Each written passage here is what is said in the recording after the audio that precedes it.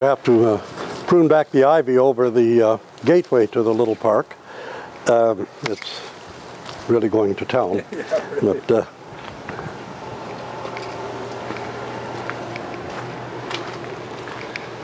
so, and this is the entrance that most people use to come into the building on it.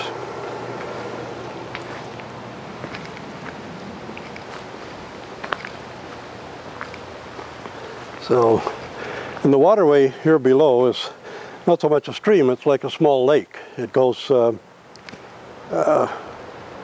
for about 5 city blocks that way to the edge of the property, and it winds its way back.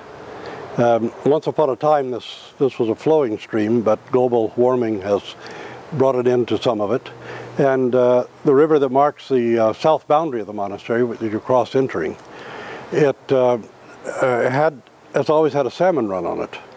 But the global warming has so dampened down the water that the salmon aren't coming anymore.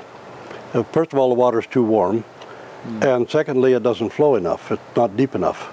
The grass has grown up through it, and this is all the effect of climate change. But anyway, some people take the boat out on the little lake here, and it's not very deep, so it's our biggest problem here.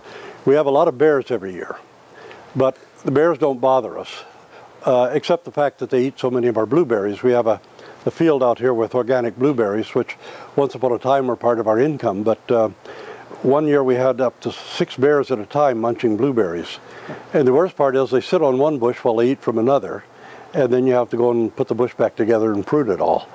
But the biggest problem we have is beavers, because the beavers clog up the waterways and they clog up the culverts, the drainage culverts.